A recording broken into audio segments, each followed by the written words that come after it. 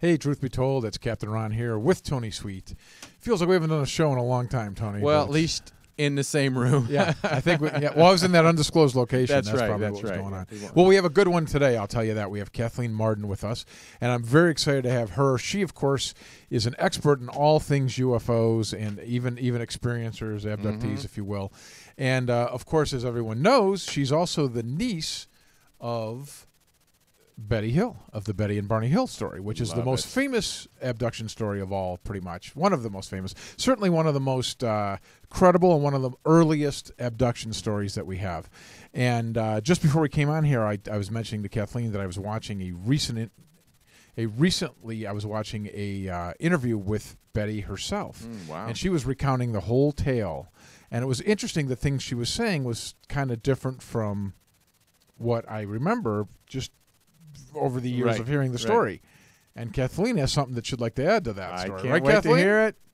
Absolutely.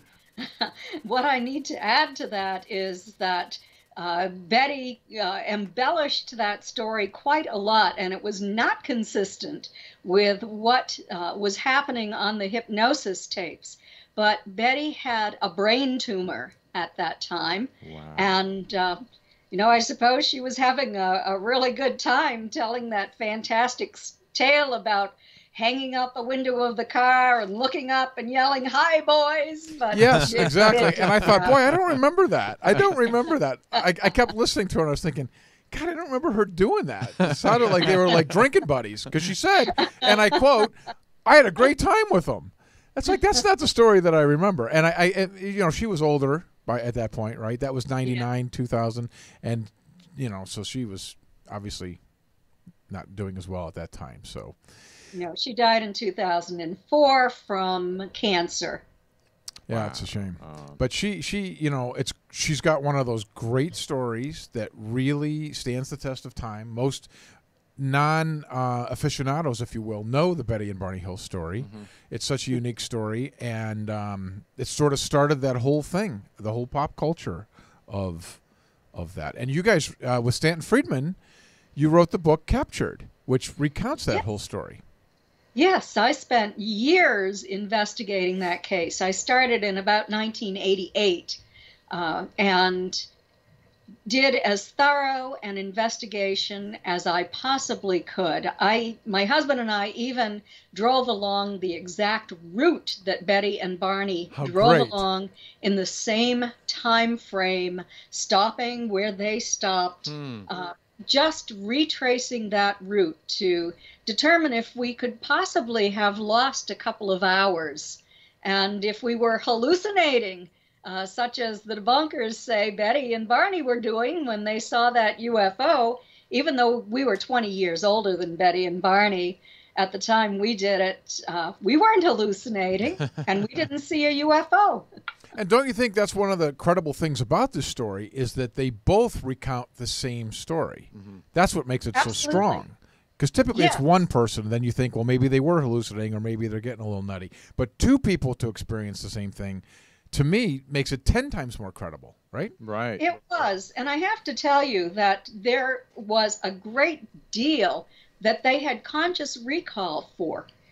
Most people think that it wasn't a lot. But if you look at the original archival documents, and I have all of those archival documents, Barney had conscious recall of observing non-humans looking down at him as he was standing in the field in Lincoln, New Hampshire, and looking up at that craft through his binoculars, and they were looking down at him.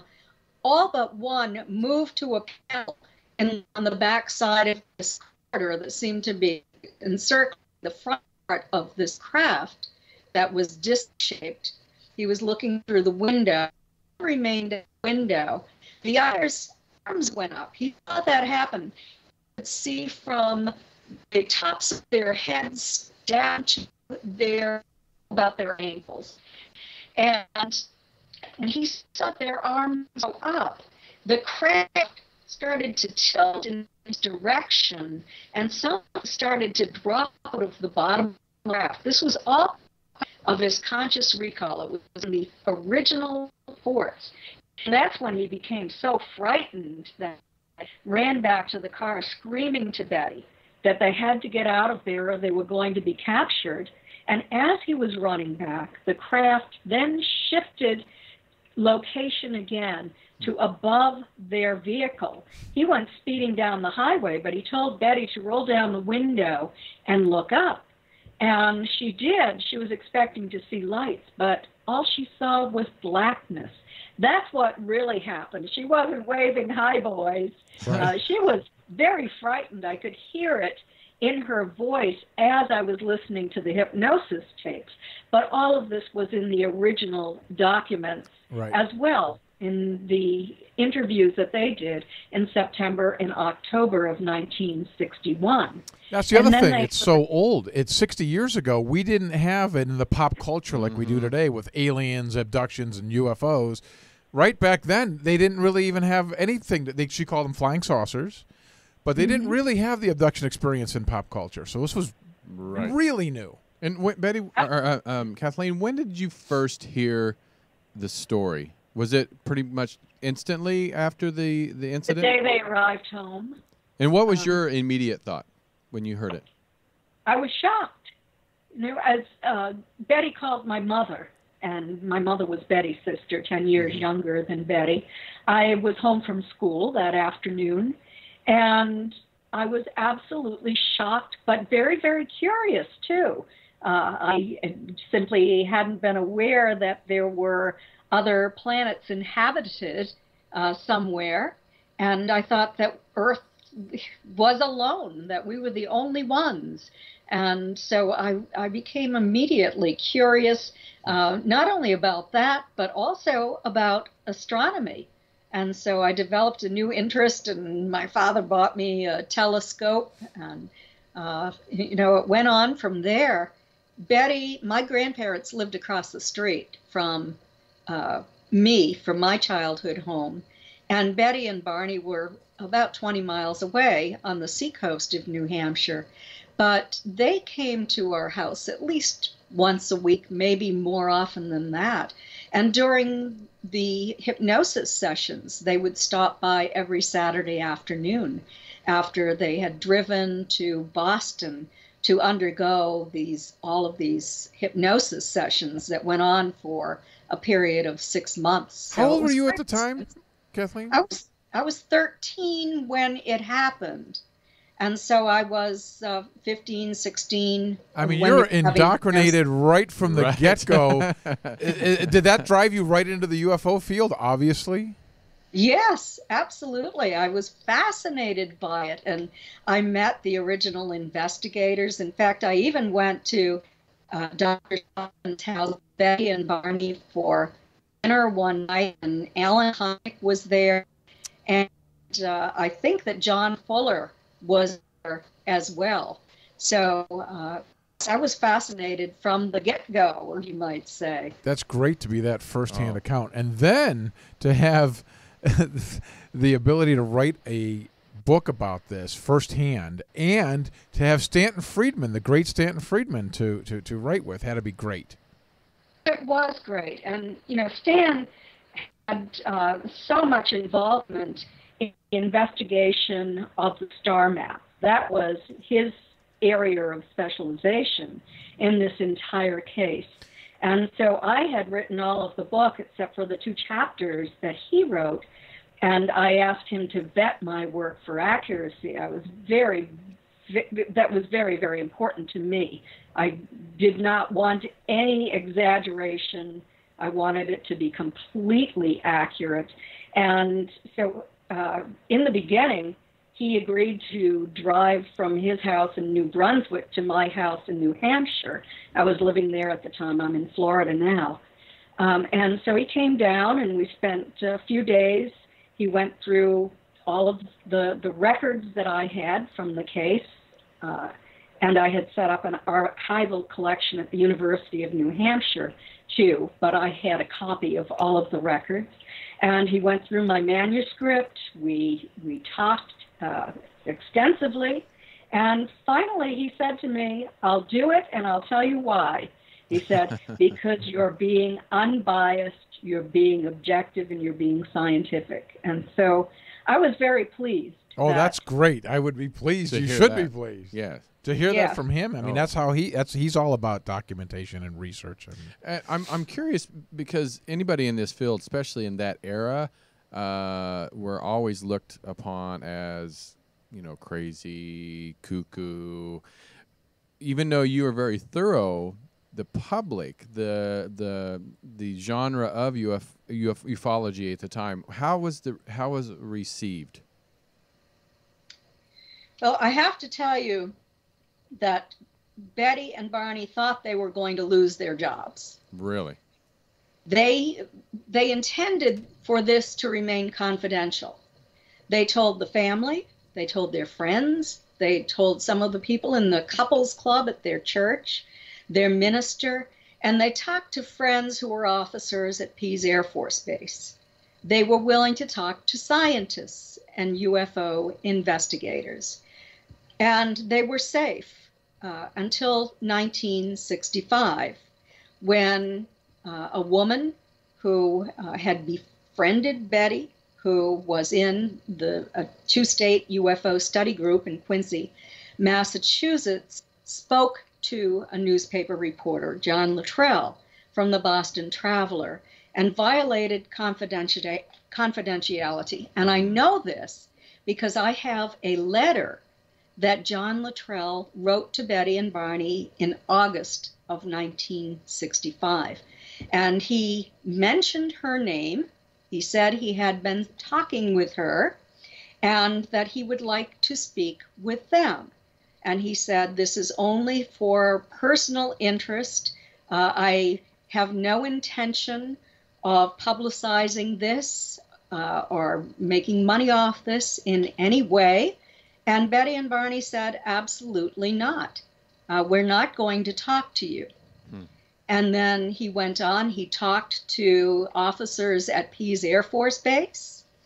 And come to find out, he talked to 12 to 14 people in that area of New Hampshire where Betty and Barney had their experience, who on the same night, in the same location, observed a craft by the same description that Betty and Barney saw. And I recently received a letter, that letter where he wrote that information to Stanton Friedman. And it had been sitting in Stanton's files for years, but since he's retiring, he's been going through his files to establish an archival collection at the Roswell UFO Museum. That's great. In Roswell, New Mexico. And that's where my files are going too. I've already given them some of my investigation files from the Hill case. And so I was very pleased, in fact, that Stanton was able to find that letter, because here we have confirmation that not only was the craft seen on radar at Pease Air Force Base and at the North Concord, Vermont radar station, but that it was seen by 12 to 14 people who were standing on the ground in that location in New Hampshire. That just adds credibility to this case. This is a strong case, and Kathleen's got so much material. I'd like to move on from Benny and Barney Hill, except if you could, just in case there's anyone out there who doesn't know this about this case, could you just give our audience an overview of one of the most credible things about this case is the star map and how that evolved and how that sort of further strengthens the case. Yes, absolutely. Betty, under hypnosis, remembered seeing a star map on that craft. And she said to the one that she called the leader, this is after her examination had been completed, and she began to trust him because he removed her pain. She said to him, I know that you're not from around here. Where's your home port? And he produced this map that looked three-dimensional, but it was more like a holographic image, possibly, or like looking out a window. I have to tell you that now Susie Hansen, who is an experiencer from New Zealand, has actually seen like computer screens on craft that roll up. They're very, very thin, and they unroll, and you see a three-dimensional image. So I'm wondering if that's what it was back then. I always thought that Betty had turned in her dreams that map into the kind of pull-down classroom map of the 1960s. And then she spoke about it under hypnosis as looking three-dimensional. So I wasn't quite certain where all of that fit. And so I just wrote all of it and captured the Betty and Barney Hill UFO experience. But now Susie Hansen's observation was very interesting to me. And Betty actually did see a star map, and Dr. Simon asked her if she would go home and draw that, if it didn't bother her too badly, and if she could remember it accurately. So over the next couple of weeks, she went home and she was able to sketch this star map. And what was interesting about it is that there were two stars about the size of nickels in the foreground, and they were connected by 6 lines, solid lines. And then there were other stars that would go off to the right and the left, and one at an angle almost straight up. That was the sun up there. And Marjorie Fish ended up seeing that star map in the first book that was ever published on the Hill case, written by John G. Fuller, The Interrupted Journey. And so she thought, well, if she was an amateur astronomer, if that place existed somewhere in our galaxy, perhaps she could find it. At first, she thought that she would have many, many matches. But in the end, there was only one, and it took her a long time to find it. In 1972, she still had not found it, but there was a star catalog that was released in 1971, and she got the star catalog after she had built something like 23 three-dimensional models of our local galactic neighborhood out 54 light years, looking and looking and not finding a match. And finally, new distance data was released. She moved some of those stars around using the new distance data, and lo and behold, she finally had a match. So her search was over. I think Marjorie Fish was absolutely remarkable. She was a member of Mensa, so she was a genius.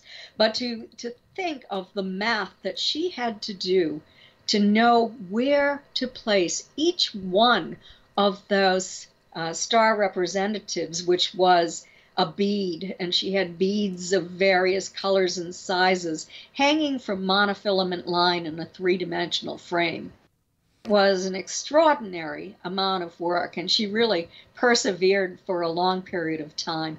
And this is before the internet, before computers, before any of this. That's what's insane. Right. And that it matched up exactly so that we know that that actually does exist. Doesn't that add a lot of strength to Betty's testimony? It really does. And the two stars in the foreground that Marjorie Fish believed the non-humans came from were Zeta Reticuli 1 or Zeta Reticuli 2. And so we don't know if there are planets there, but we know that there are about, I believe, 1.5 planets on the average for every star in our galaxy.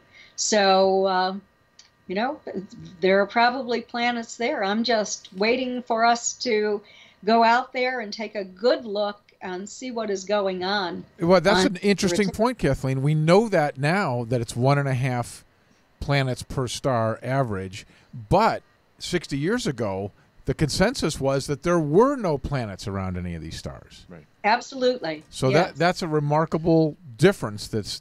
And I'm going to bring up the book you put out in January, and this kind of ties into now with the star map. knowing that, there are many planets out there. We spoke to somebody from NASA where he says every year thousands and tens of thousands of new planets are being discovered. And the book you wrote, The UFO Cover-Up, What World Governments Don't Want You to Know, it always goes back to this question: why don't they want us to know? What's the big deal? If we find out there's life out on another planet? What is your theory on why the governments don't want us to know this information?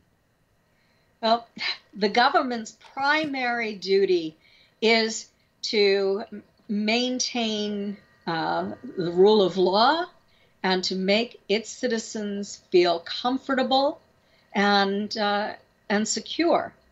And it wouldn't be too bad if we only had distant sightings of craft in our atmosphere, such as we had back in the 1940s. But then they started to land. And the government is not at all comfortable with what is flying those crafts around. That's the big problem. And when it comes down to actually taking individuals on board against their will, such as they did with Betty and Barney and Travis Walton and Charlie Hickson and Calvin Parker and probably thousands more today, then it's something that frightens people. Kathleen, let me ask you this. Okay, you've been studying this now for X number of years. Mm-hmm. Where are you at with this? What do you think is happening? Do you think this is nuts and bolts real world? Do you think that people are experiencing abductions firsthand? What do you think the phenomenon is? Well, let me tell you, I'm the Mutual UFO Network's Director of Experiencer Research. I've held that position since 2011, and we receive about 150 reports every month. It's a lot of reports from individuals who believe that they are being abducted or having contact. Some of it's friendly, some of it's not. There's a lot going on. There's the paranormal activity going on. There are many, many reasons why people believe that they're having this happen, and a variety of explanations for it. But some of these individuals are having contact with non-humans. There are a variety of different groups. The Greys, who generally are either 3.5 to 4 feet tall, like Betty and Barney saw, who are the worker bees or the guards on the craft. The ones who are taller, about 5 feet tall, who are the people who are the educators, the communicators, the translators, the physicians on the craft. And then there are taller Greys who are closer to 5.5 feet tall to 6 feet tall as well. There are also insectoids who work closely with some of these groups of Greys, who a lot of people think of as looking like praying mantis beings. There are some who look like us, and they tend not to be frightening to people, probably because they look like us, and they behave a lot like us, only they're telepathic, and they're much more highly advanced spiritually and intellectually than we are. And then there are groups of reptilians that do not have as good a reputation. They're known as working with human-looking types who a lot of people think are in the military. I haven't made that decision yet of what they are. In a recent study I did, most of the people said that they did not see a uniform. It was their behavior that seemed to indicate that they were in the military. So is this a group of people who look like us, who are non-humans, who are working with these reptilians and some rogue Greys too, or not? So, in a nutshell, that's basically the consensus of reports that we receive most frequently. Right. I was wondering what you think that phenomenon is of these different groups. Do you think they're interdimensional? Do you think they're interplanetary? Do you think they live here on Earth? Because I've heard that. Well, I think maybe all of them. I do believe that there are some, such as the ones who took Betty and Barney, who use interdimensional technology. We know that they have the ability to pass through walls and windows, and I have spoken with some physicists about this. I wrote about this in my book with Denise Stoner, The Alien Abduction Files, where a New Hampshire woman was having this happen, and they were coming through her closed window and taking her. I said, is this possible? Theoretically, is it possible? And they said, absolutely, it is possible, because theoretically, everything vibrates at a certain frequency. And so what they would have to do would be to align frequency and phase, and then atoms could interpenetrate. And they said this has already been done on a small scale in a laboratory. So we know that it's possible. We have a long way to go, I think, before we'll be able to do that. But these non-human entities appear to be far more advanced than we are. And I think that many of them have a benevolent agenda. I think that some of them possibly are simply living in a different dimension than we live in. Some of them are fifth dimensional. And I think that some of them, the ones that aren't as nice, probably live under the ground in tunnels under our Earth. But go ahead. No, this for me, I'm the Sagittarius, the truth seeker.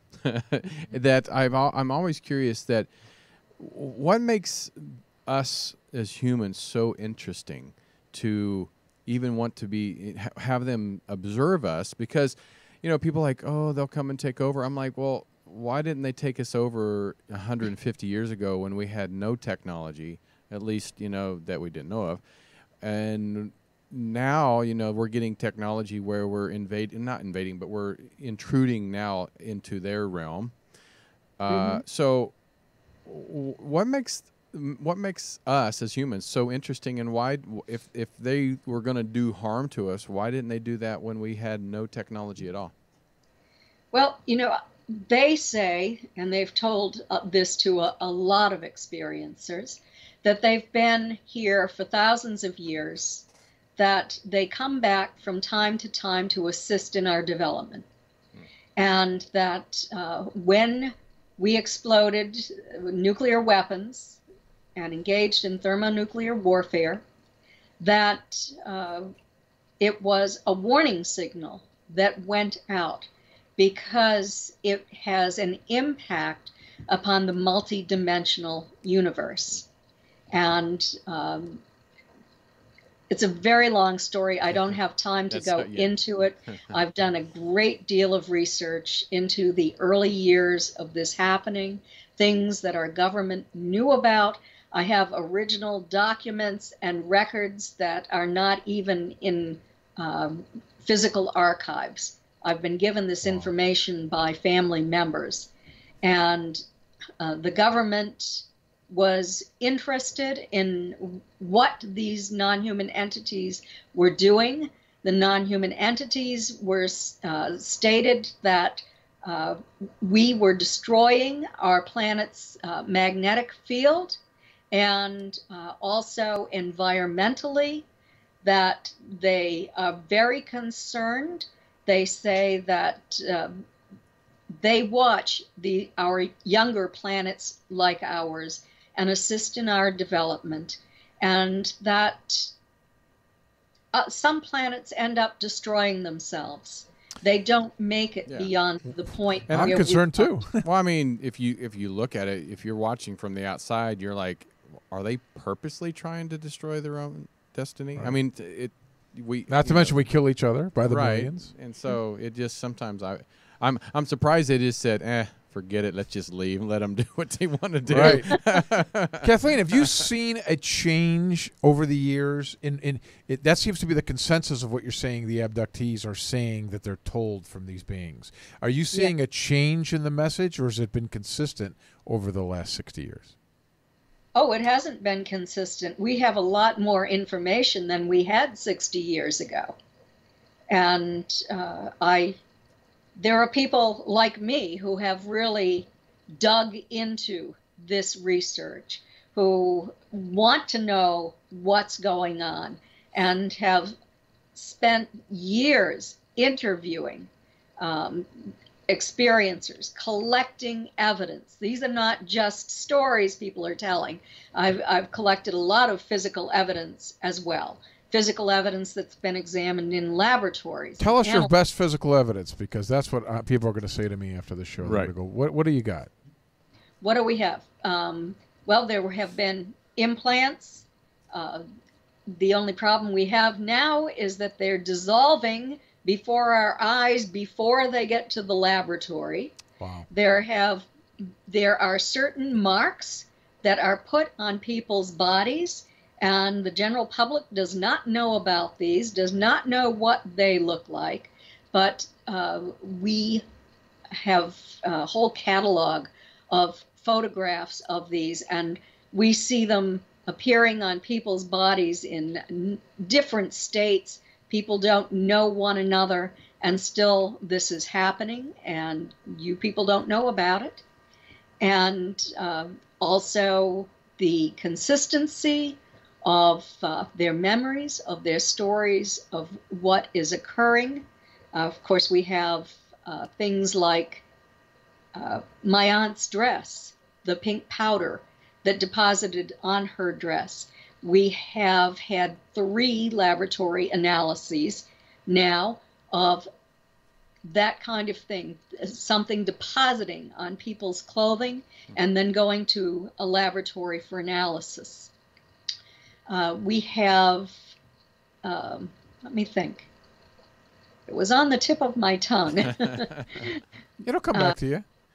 Well, one thing you said that kind of stood out to me. You said now the implants are dissolving. Yes. I can't imagine in 60 years their technology has improved to dissolve, because if it was it dissolving 60 years ago also? It was not. So their technology is also improving. We didn't even know about implants 60 years ago.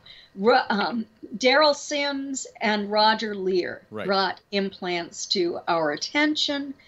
There have been implants that underwent laboratory analysis that had properties that were highly unusual. They attached to proprioceptor nerves. They were not rejected by the body. They seemed to have intelligence. They moved away from the scalpel as the surgeon was removing them. One had a radio microwave frequency that would transmit into deep space. Most of them were just pieces of glass or something, but there have been some that have highly unusual properties as well. We also have videos. I have video and camera shots of non-human entities that people have recently been able to capture on film. And these are people who have submitted a lot of other evidence and have credible cases. Wait a minute. Are you telling me that somebody gave you video of an extraterrestrial? Mm-hmm. And have you shown that anywhere publicly? I have shown the shot. The video was not that good, but I showed the camera shot. Yes, when I've lectured, I show it. Great. Wow. I want to see it. Yeah, that sounds interesting. I also show a light orb. According to the research that MUFON has done in a comprehensive study that I've worked on with Dr. Don C. Don Derry, who is a retired research psychologist and statistician from McGill University, and through the Edgar Mitchell Foundation. Both of us have done comprehensive studies.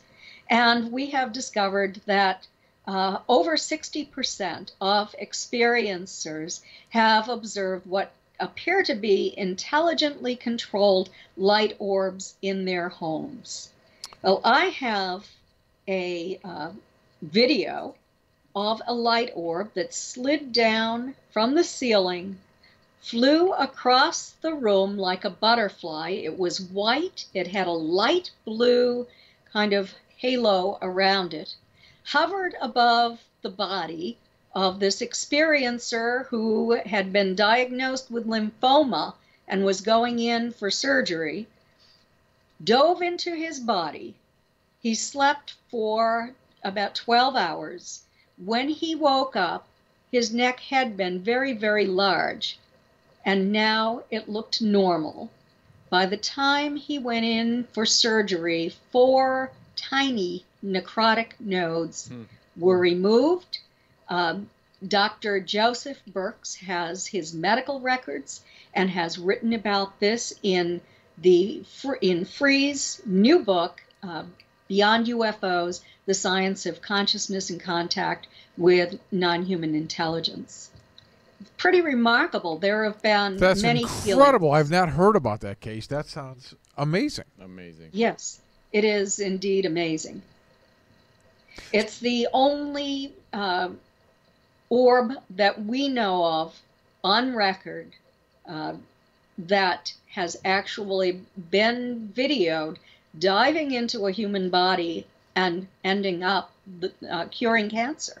Who would think to record that? I mean, like, what was? Is he an abductee that just ran a camera? Yes, he is an abductee, and he keeps a camera all the time. See, and I love that. I think if something happened to me, I would be probably on do camera 24/7.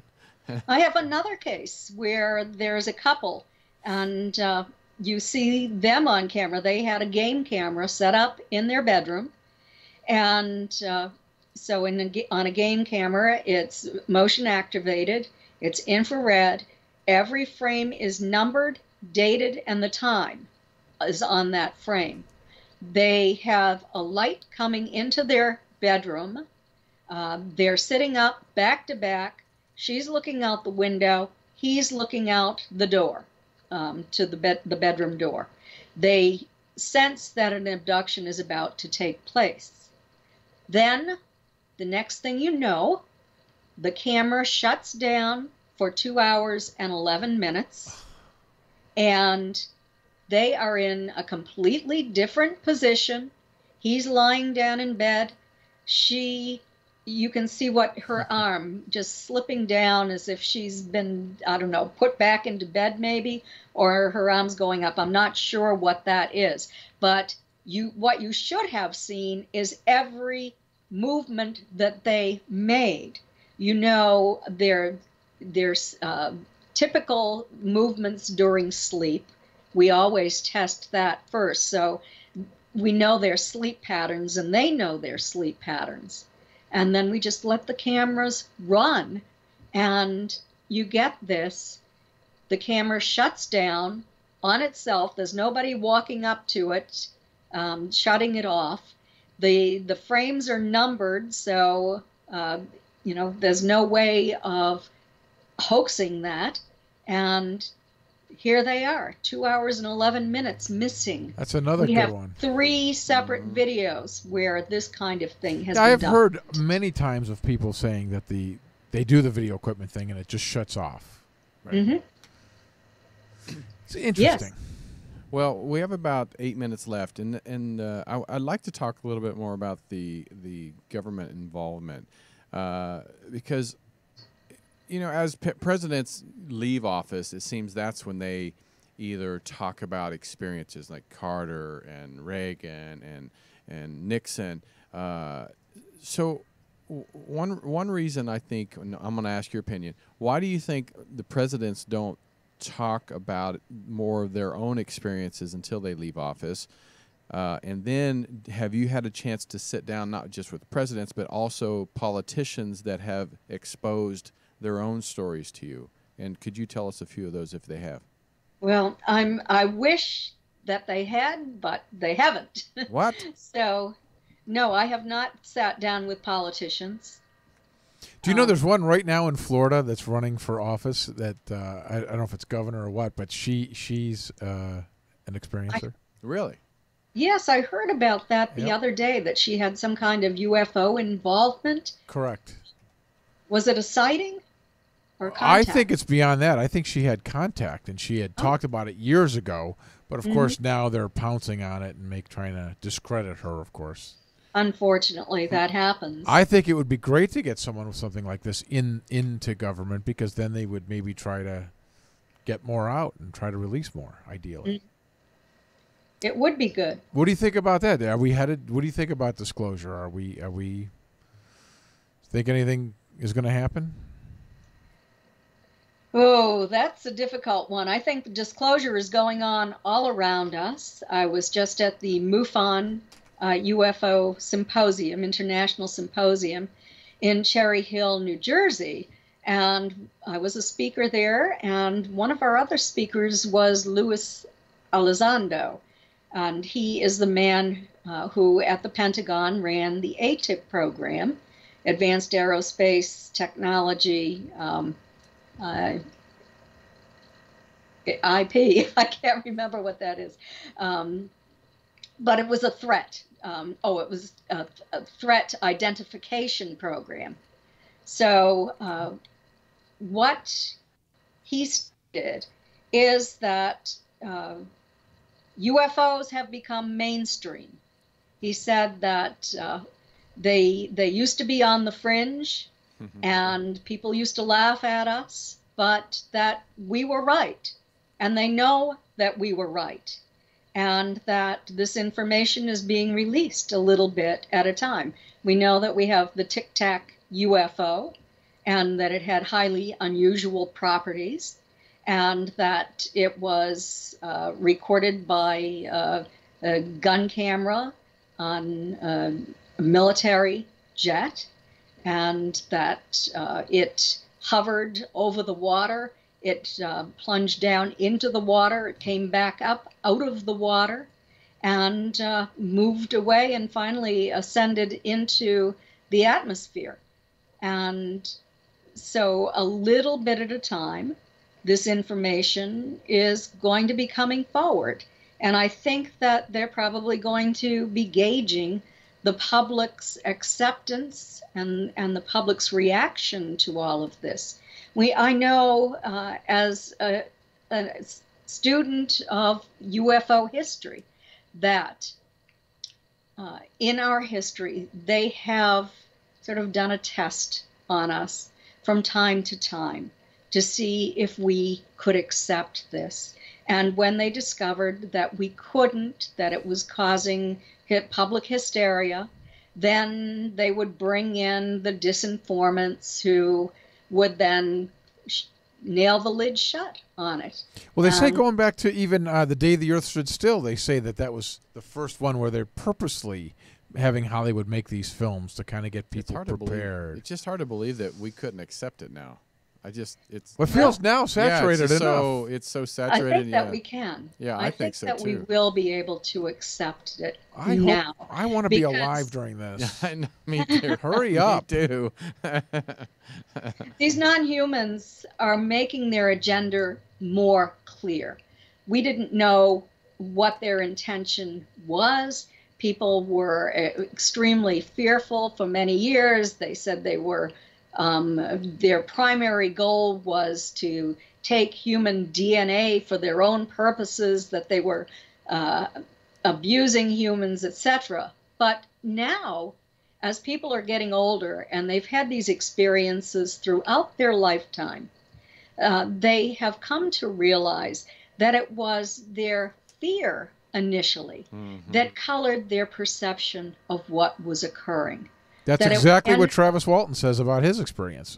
Yes, he now has come around that he thought they were helping him, where in the beginning he thought they were attacking him. And that's fascinating that you brought that up, Kathleen, that now that the abductees seem to, their opinion of the experience evolves over time. Absolutely. From one very negative fear to, oh, this is a good thing.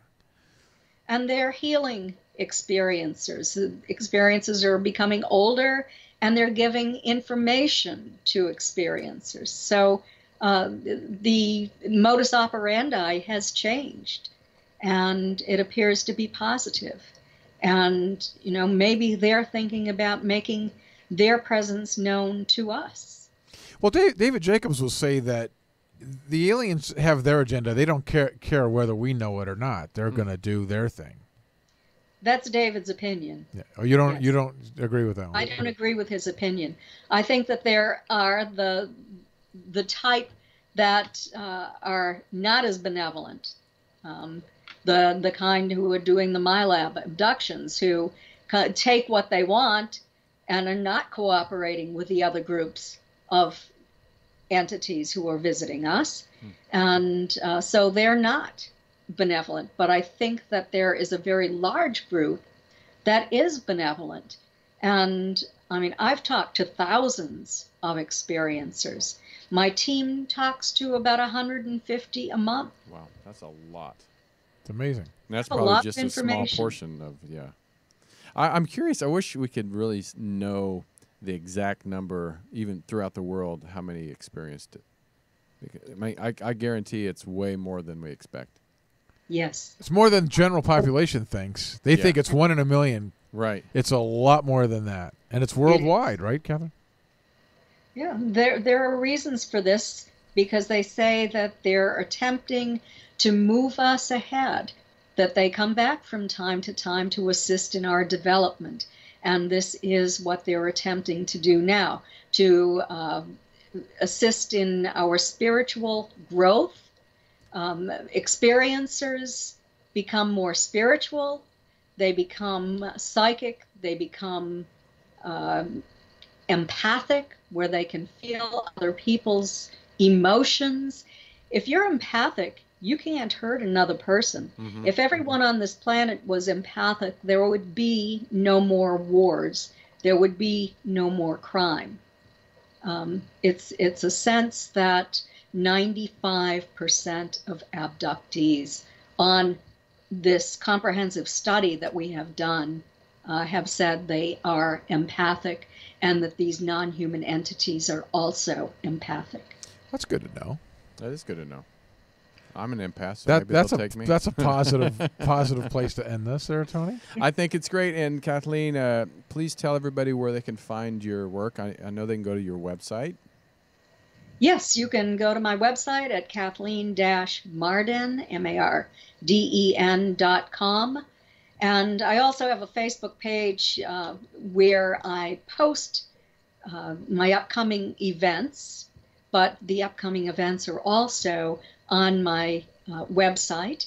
And also you can purchase autographed copies of any of my books there. I have another book coming out in 2019. Oh, that's great. And it's written for experiencers and anyone who's interested in that topic.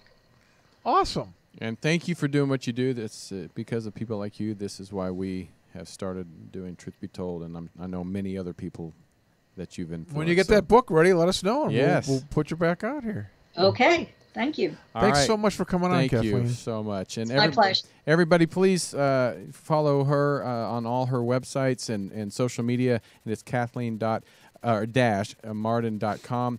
And we want to thank you for supporting Truth Be Told. We want to have you subscribe to our YouTube channel, Truth Be Told Radio, and go to all the outlets for podcasts, iHeartRadio, Spotify, Google Play, and iTunes. We want to have you subscribe to us there, too. Thank you so much. And until next time, I'm Tony Sweet. Captain Ron. All right. We'll be back next time.